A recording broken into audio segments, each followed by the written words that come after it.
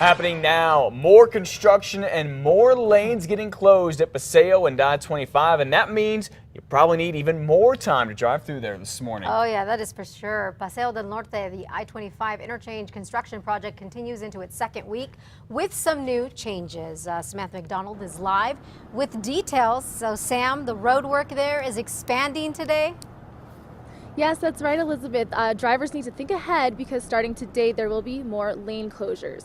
And so crews are beginning to work both day and night. That means there are several lane closures. They are at eastbound Paseo del Norte, just east of I-25. Also, there will be one lane closed on both the northbound and southbound I-25 frontage roads in and around the construction. And remember that other lanes closed last week remain closed. That includes I-25 northbound off-ramp at Paseo del Norte and Paseo del Norte westbound towards I-25 and Jefferson Street just north of Paseo. So all of this means that drivers should allow themselves a little extra time to get to work, and you can get a look at the roads on the DOT website. They have live surveillance cameras. Back to you guys. Okay, Sam, thank you. You can also go to KRQE.com for all your Paseo I-25 construction details. That project's website is PaseoI25.com. Go to our website, though, KRQE.com. You can expect overnight work to take place for over 2 or 3 nights. Matt. Well, this week could make history for New Mexico. The state Supreme Court could decide whether same-sex marriage is legal here. Come Wednesday, the justices are slated to consider a potentially precedent-setting case, which would finally decide if same-sex marriage is legal here the way the law is right now. The issue is whether a state district judge in Albuquerque was right when he said it is unconstitutional to deny marriage licenses to same-sex couples. As you probably remember, this all started back in August when the Doña Ana County clerk granted marriage licenses to gay couples. 7 other counties have done the same thing. Meanwhile, on the other side of the country, same-sex couples in New Jersey are already tying a knot. The New Jersey State Supreme Court refused the order of a lower court, which would have delayed the state recognizing gay marriage. However, not everyone there is able to marry just yet. Some county clerks say they are not allowed to issue licenses to same-sex couples. Other same-sex couples say they had trouble finding judges who are willing to waive the 3-day waiting period.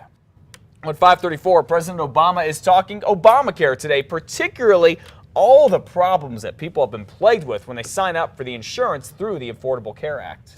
Yes, the president is going to address the nation while a House committee gets ready to hold a hearing later this week to talk about the cost of the Affordable Care Act and to see who is to blame for the problems with the enrollment site that started when the site debuted on October 1st. The president calls some of the problems with the site inexcusable.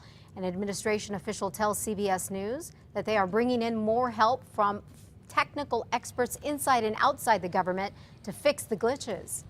The huge outpouring of interest shows how important it is that we get this right. There's no one more frustrated than the president at the difficulty in the website.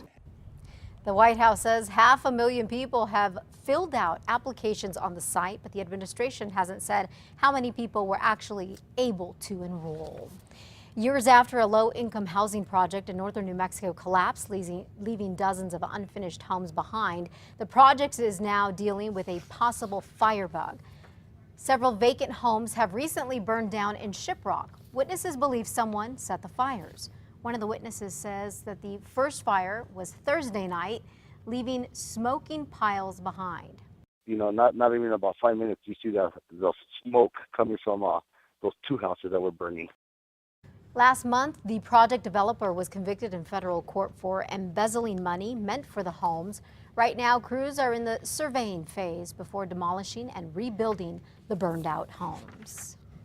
Well, where is the headstone of Walter White? That is what many fans want to know after it went missing just one day after the character's fake funeral service right here in Albuquerque. Well, we can tell you that it is supposedly tucked safely away at Vernon's Hidden Valley Steakhouse. Now, that's according to an employee who works there, possibly Yakimo Bazell. This weekend, dozens of fans showed up at Sunset Memorial Park to pay their respects to Breaking Bad's fictional character, Walter White, and help out a charity for the homeless here. But Sunday morning, the headstone was gone. After making a few calls, we learned that the event's organizers at Vernon's had taken it while the dirt at the memorial site settled, but not everyone is happy with this memorial. Several people complained, calling it a gesture of disrespect. That includes Manuel Monto, who started a petition to get the headstone removed for good.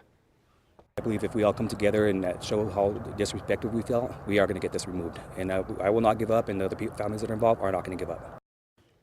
Since Saturday, hundreds have signed the online petition that Manuel Montano started. Meanwhile, the headstone should be back at the cemetery within a few days. Now, love it or hate it, today Albuquerque City Council, by request of City Councilor Ken Sanchez, will be celebrating the cast of, well, none other than Breaking Bad. The proclamation will take place during the City Council's meeting. That starts at 5 o'clock. The AMC hit series helped put Albuquerque on the map, drawing thousands of people from all over the world to the land of enchantment. Still see them around taking pictures at Walt's and Jesse's house. Although the series ended last month, it hasn't stopped tourists from making a stop in the Duke City. A lot of business